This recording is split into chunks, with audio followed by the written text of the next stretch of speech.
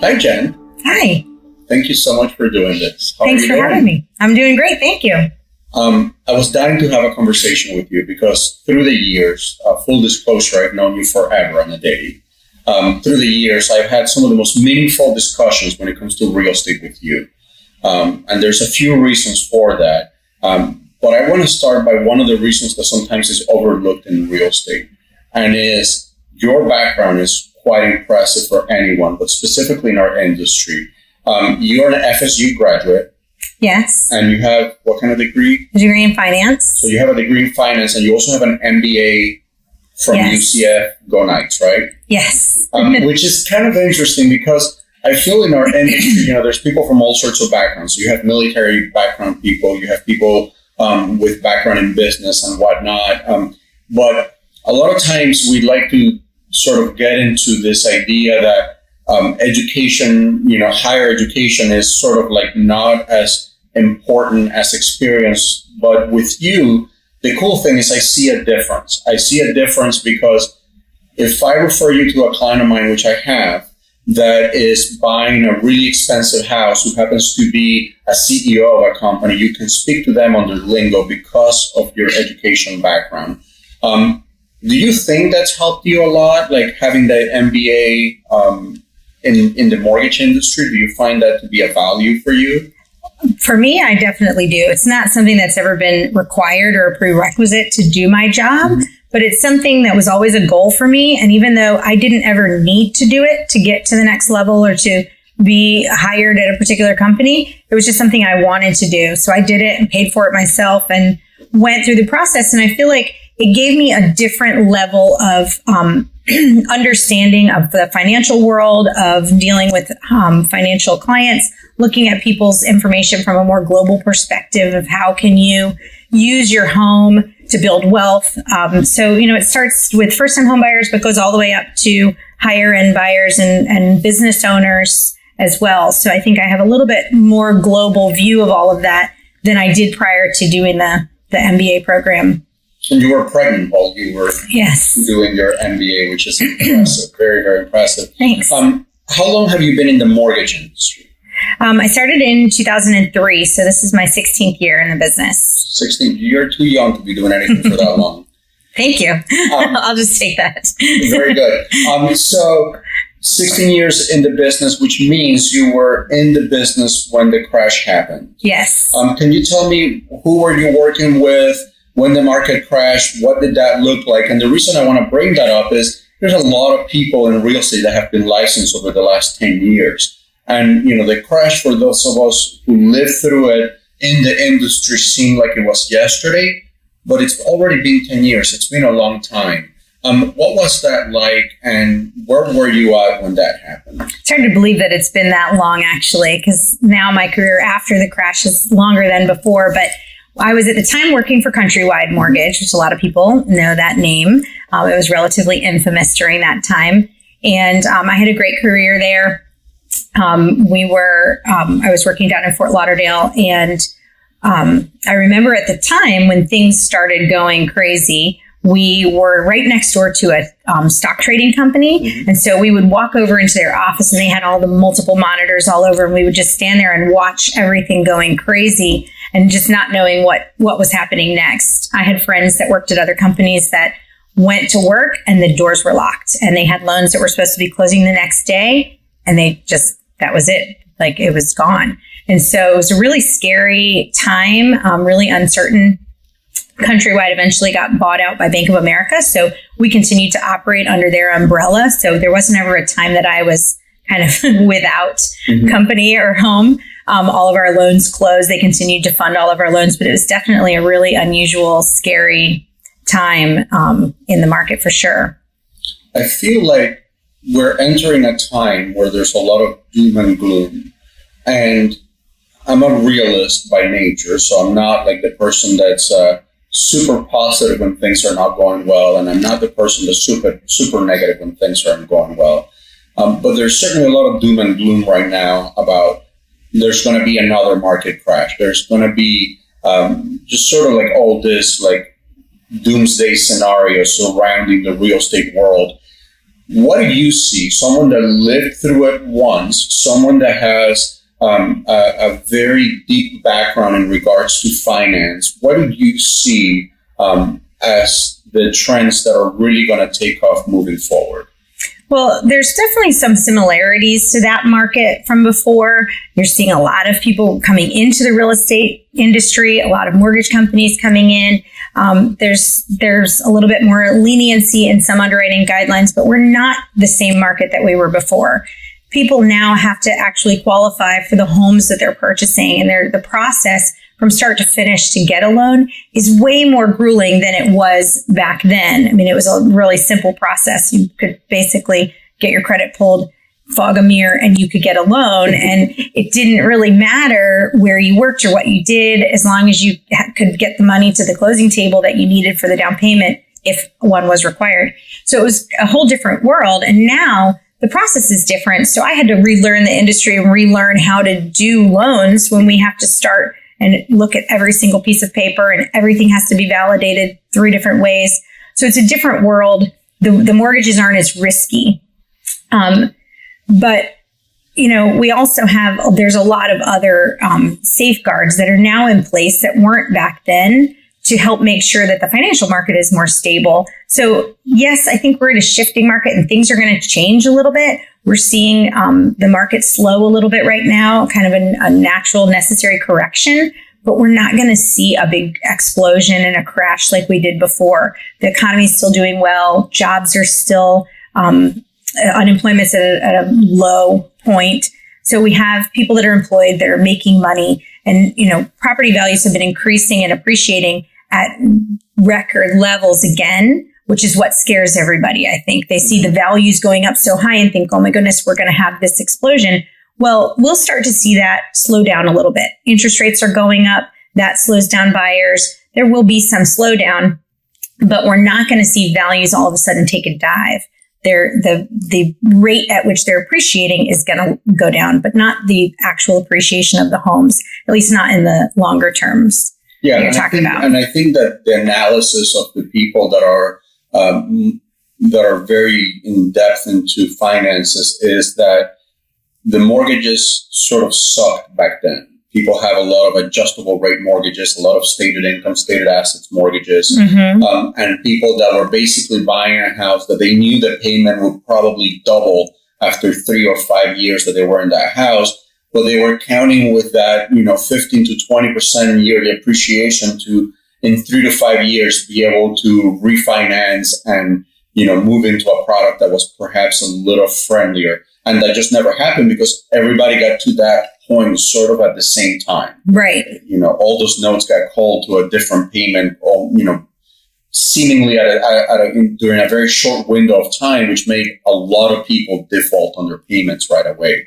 And that's the thing that we don't see now, because people have been buying houses now for the last 10 years. People that bought houses between, we can say, 2009 to 2012 were probably in the 3% interest rates, fixed rates, very low payments. Those people are probably going to be all right.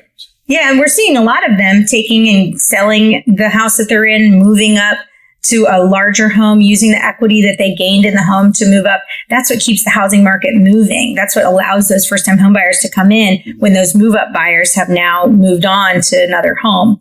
So, those are all positive things. And even though there are still programs that allow people to put little money down, as property values are rising, they're gaining equity in those homes, and they're still employed. They're in a better shape than they were 10 years ago before the crash, when we were putting them in homes that they may not have really been able to afford. And I think one of the misconceptions of the general public when we talk about mortgages is that a down payment automatically means a lesser quality mortgage, meaning a higher risk product. And I guess there's a certain truth to that, but not necessarily, because just because someone can get into a USDA program that's 100% financing, or a VA product that requires little to no down payment, that does not mean that that's a bad loan. No, there's programs out there for everybody. And so finding the right program that fits somebody's needs is what's most important. But no, they're not bad loans. They're loans that are insured by the government that allow people that have, one of the biggest hurdles to buying a house is coming up with the money for the down payment. So it allows them to get into homes. And we need those first-time buyers to come into the market because that's what stimulates and continues the growth in the housing market. So we need products like that so that people can enter the market. Otherwise, if everyone had to wait until they had 20% down, we would have a pretty stale, dead, flat market. Nobody'd be able to buy in and I have buyers on the other end that are moving up or, buying their dream homes that will look at it and choose to put less money down and say, I'm going to take money out of the stock market or out of investments or out of other areas where I'm earning a higher rate of return than what this mortgage is going to cost me. And so we look at that too and see if it makes sense to just leave their money where it's making them more money and put less money down on the house where it's not costing them that much. So that's something a lot of people look at. And just because a mortgage is 100% or 96.5% financing, it doesn't mean that it doesn't have stringent guidelines. Certainly. It doesn't mean that there's that they're not looking at credit or employment history and doing an actual verification of employment, right? Looking at people's assets and all that. So I think that's one of the misconceptions for sure in Main Street about about loans. You mentioned something that's very important, which is when someone is working with you, and I've had this experience with the clients that I've sent over to you. When someone's working with you, you're not only pre-approving them for a mortgage, like a blanket, like someone comes to you and says, hey, I want to get approved for an FHA mortgage. And you say, sure, let's go ahead and do an application. And they fill it out and you say, sure, you're approved, and the story. You're having a consultation with that person. And the difference is there may be a product that is more beneficial to them. There may be a product that allows them to keep some of that money in the stock market that is generating them a good return or on another investment by doing a different program. And you do that with your customers. That's right, correct? Yes. Well, I think it's really important to have somebody that actually asks you, like, what are your goals? What's most important about this mortgage? What, are your plans for staying in the home? What if your family grows? Are you going to keep this one as a rental property down the road, or will you sell it? So it's important to have somebody that's going to ask those questions to find out what your ultimate goals are and then build the programs around you. And a lot of times I'll give clients options and say, here's one option and here's another. Let's look at the pros and cons of each one and see which one fits you better. But I think that's something that gets lost a lot when people go to online lenders and things. They want a quick pre-approval and they can, push button, get mortgage, and it comes out. They haven't actually spent the time to go through if that's really their best option. Because, for example, like you mentioned, FHA, it's an easy program to put everybody in. Like, kind of, they all fall into that umbrella, but it's not always the best one. So there's a lot more programs out there. A lot of people think there's only one or two. There are a lot more programs out there that are available that people just overlook because it takes too much time. And you mentioned the online lending thing, and that's something that I really wanted to talk with you about, because it's definitely in the top 3 chief concerns that I have in the industry at the moment. I don't believe in a shifting market as much as other people. I believe that the market does what the market's going to do, and it's a cyclical thing. If every time we go through a cycle, we're going to be calling it a shifting market, then that's sort of a repetitive thing. And the connotation, or I guess the what people get, the concept of a shifting market is that things are going bad. I think that's a lot of times sort of what gets associated with that. So that's why I stay away from that term. But the industry is definitely shifting. There's some shifts, some changes in the industry, and some of them are good. And so we've talked about this. People can do a mortgage application on your mobile app right now. Can you tell a little bit about how that works and with the document uploads? Well, technology is really important to people, and everybody's busy. Everybody's working. They need to be able to do things on the go. So our company is really at the forefront of making sure that we're kind of at the head of the technology curve, and that we're doing the things not to replace me. It's not to take me out of the equation, but to give more tools to help our buyers to be able to move quicker. We have a lot of clients that want to be able to apply online or are more convenient to do it. So our mobile app, they can do it from their phone, from their tablet, from a laptop, but it's never to replace us. It's just there to help enhance us. So I also sit down with clients still and do one-on-one consultations. I do it over the phone. We kind of adapt to whatever works best for the clients, but you have to have those options in this market, in this world, in this tech world of everything moving so fast paced for people to do it that way. Say the percentage of people that are working with you right now is that are using this mobile app or your online application versus doing it on the phone or in person? 3 years ago, I would say I took every application on the phone or in person, like 100%. Now, I would say about 85% of my clients apply online. That's a crazy shift of the dynamic of the industry. And so what I admire, one of the things that I admire most about Movement Mortgage is just that. In a 3-year period, you guys did sort of a tectonic shift in how this part of the process was going to happen. And you generally have people in two different camps. So you have people in the camp that says, well, it's all about the personal relationships. We take every application still over the phone. And then you have the camp that says, we don't really need any personal relationships. We can do everything through the tech. And Movement Mortgage has really been able to marry those two things and say, you know what?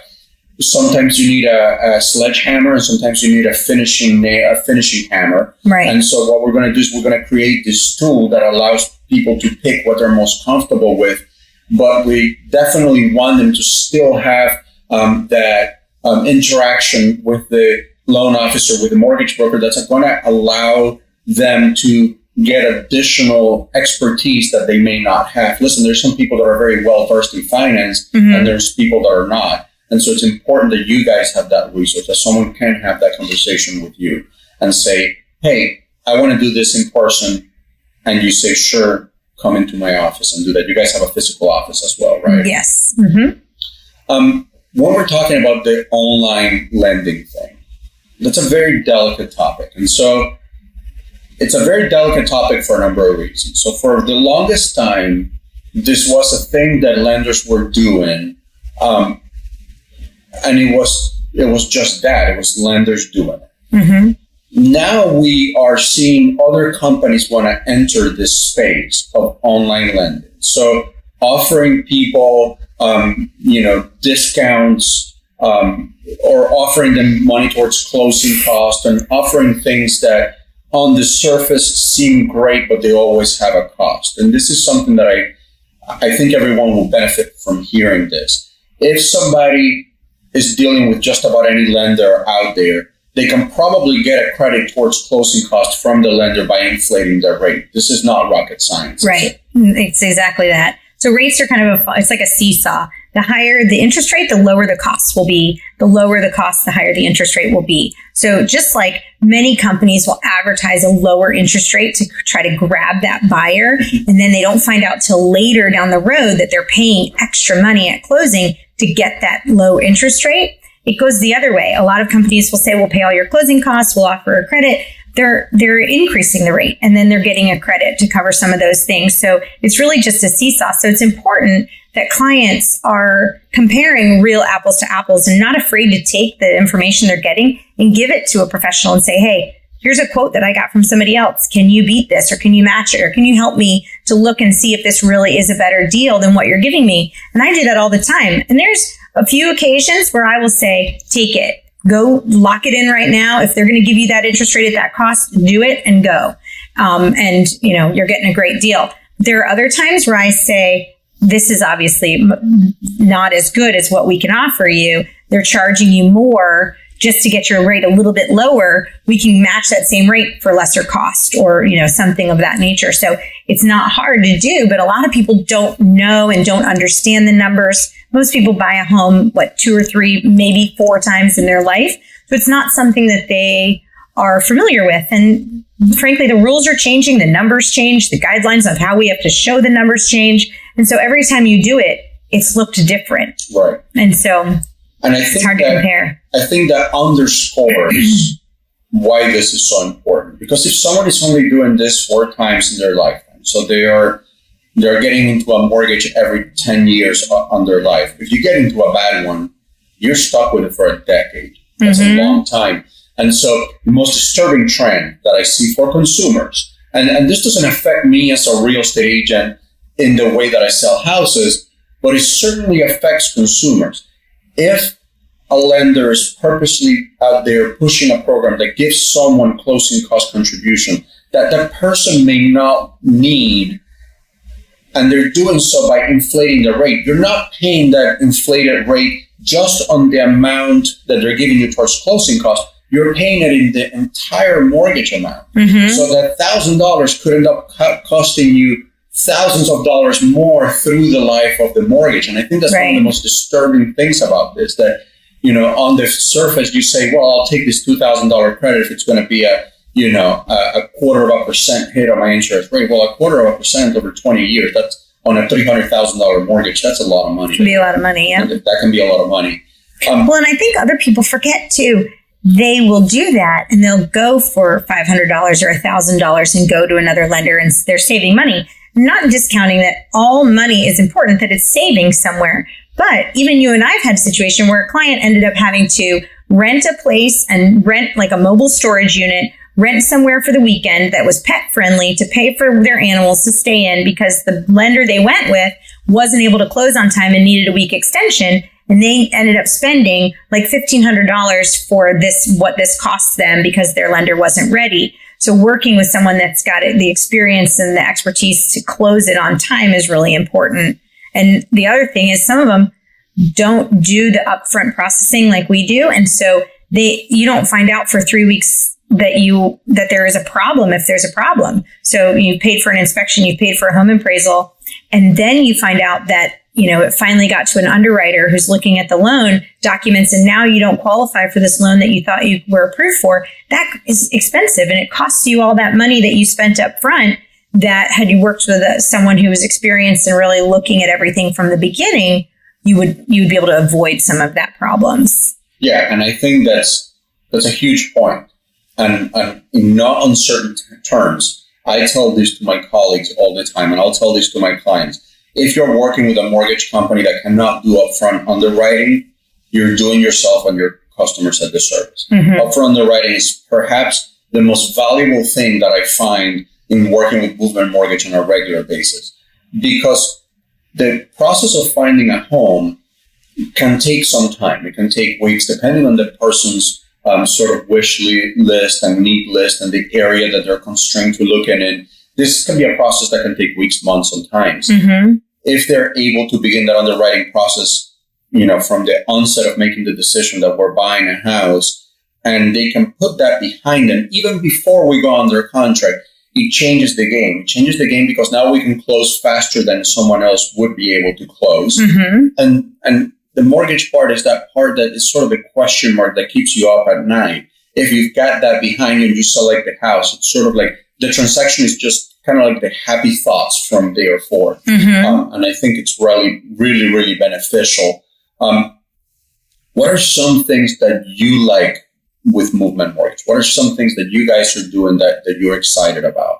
Well, that's one of them. That's one of the biggest things. And that was one of the reasons I came to Movement Mortgage from the beginning, was that upfront process. Because I have a lot of experience. In 15, 16 years of experience, I've seen thousands of mortgages, and I can do a pretty good job, a very good job of evaluating whether or not someone can be approved.